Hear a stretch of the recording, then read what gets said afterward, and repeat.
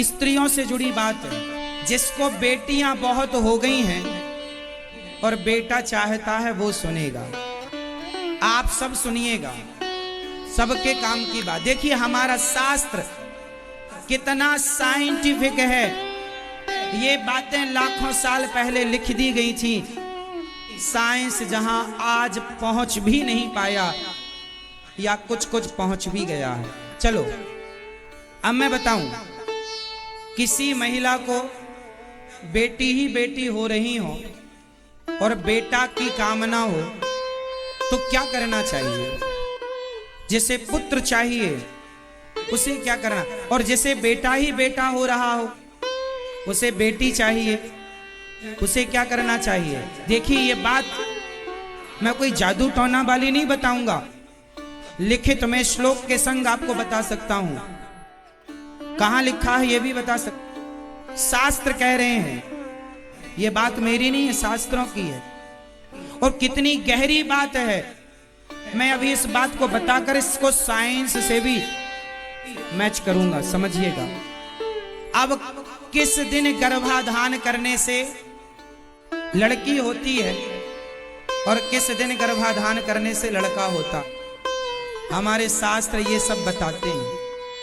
स्त्री का जब रजो दर्शन स्टार्ट होता है, जिसे कहते हैं पीरियड, जिसे कहते हैं मासिक धर्म, शास्त्र कहते हैं कि स्त्री का जो मासिक धर्म स्टार्ट होता है उस दिन से, वो पहला दिन से 4 रातें छोड़ दी, 4 रातें छोड़ दीजिए। यदि 5वीं रात को यदि गर्भाधान हो गया तो बेटी होगी। 5 मतलब संख्या विषम, 5 मतलब संख्या विषम, और 6ठी रात को गर्भाधान हुआ तो बेटा होगा। सम संख्या में गर्भाधान ये शुरू कब होगा? जिस दिन महिला का टाइम स्टार्ट हुआ है, पीरियड, उस दिन से पहली रात, दूसरी रात, तीसरी रात, चौथी रात छोड़ के 5वीं रात गर्भाधान हुआ तो बेटी, 6ठी रात हुआ बेटा, 7वीं रात हुआ बेटी, 8वीं रात हुआ बेटा, 9वीं रात हुआ बेटी, 10वीं रात हुआ बेटा, 11वीं रात हुआ बेटी, 12वीं रात हुआ बेटा, सिर्फ 12। मासिक धर्म स्टार्ट होने से 16 दिन, जिसमें 4 दिन तो अशुद्धि के छोड़ दीजिए, बचे 12।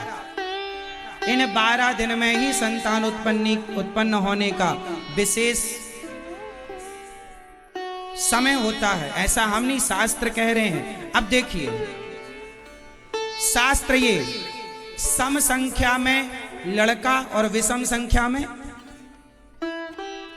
समझ लो काम आएगा भविष्य में।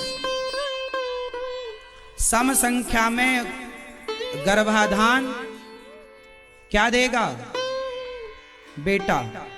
और विषम संख्या में गर्भाधान क्या देगा? बेटी। ये तो रही बात। अब मैं इसको साइंस से जोड़ता हूं। साइंस कितनी गहरी है समझिएगा। लड़का लड़की स्त्रियां जब मासिक धर्म से 4 दिन बाद जब वो बाहर निकलती हैं, अर्थात जब वो उनका मासिक धर्म समाप्त होता है, उसके बाद जो पहला दिन होता, जैसे 4 दिन स्त्री शुद्ध हो गई और 5वां दिन पहले 5वां दिन है, उस दिन उसके शरीर में वह तत्व तैयार होंगे जिससे पुरुष का संयोग होने से कन्या ही जन्म लेगी। कन्या के विषाणु तैयार होंगे और दूसरे दिन मतलब 6ठे दिन पुरुष तैयार हो जाएगा, मतलब पुरुष के विषाणु। ये फसल में भी होता है मैया, मादा पुरुष, ये सब चीजें पूरी सृष्टि इसी थ्योरी पर टिकी हुई है। पूरा संसार इसी पर टिका हुआ है। वो स्त्री के अंदर ही क्षमता होती है कि वो स्त्री रूप में एक्सेप्ट करेगा उसका। कहते हैं पुरुष का तेज स्त्री के गर्भ में जब जाता है तो स्त्री का रज पुरुष के तेज में मिलकर वो जो रज होता है स्त्री के अंदर भी एक तत्व पाया जाता है। वह तत्व 5वें दिन स्त्री रूप में होता है, 6ठे दिन पुरुष हो जाता है। 7वें दिन क्या है, जो हमारे सेल्स होते हैं ना, बनते और बिगड़ते रहते हैं।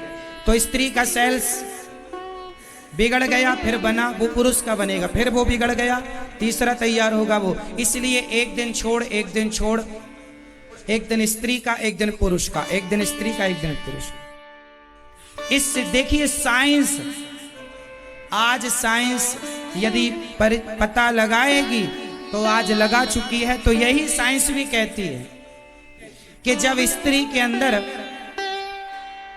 एक तत्व ज्यादा होता है तो बेटी का निर्माण एक तत्व ये ज्यादा होता है, और जब दो तत्व हो जाते हैं तो जुड़वा संतान हो जाती है। जुड़वा संतानें कैसे होती हैं? एक ही भाग दो भागों में स्त्री और पुरुष का तत्व मिलकर जब दो भागों में पेट के अंदर किसी कारणवश डिवाइड हो गया तो दो संतान की तैयारी चालू हो गई पेट के अंदर। ये साइंस है, ये साइंस जो आज बता रहा है, हजारों साल पहले हमारे ऋषि मुनियों ने बता दिया। कितना बड़ा साइंस, कितना बड़ा शोध है ये, जो मैंने 2 मिनट में पूरा कर दिया। इस शोध को बताने के लिए साइंटिस्टों ने हजारों लाखों करोड़ों रुपए खर्च किए हैं। कितनी बड़ी बड़ी मशीनें बनाई, कितना शोध किया, कितनी रिसर्च की, तब ये बता पाए। हमारे ऋषि मुनियों ने एक श्लोक में सारा लिख दिया। क्यों? शोध करके, यूं हवा में नहीं लिख दिया, शोध करके लिखा। कितना गहरा है हमारा धर्म, हमारी संस्कृति। और आज आप लोग अपने बच्चों को पोयम पढ़ाते हैं, पोयम याद कराते हैं। अरे गीता के श्लोक कब याद कराओगे? गीता के श्लोक कब याद कराओगे? रामचरितमानस कब याद कराओगे? अपने धर्म का पाठ कब पढ़ाओगे?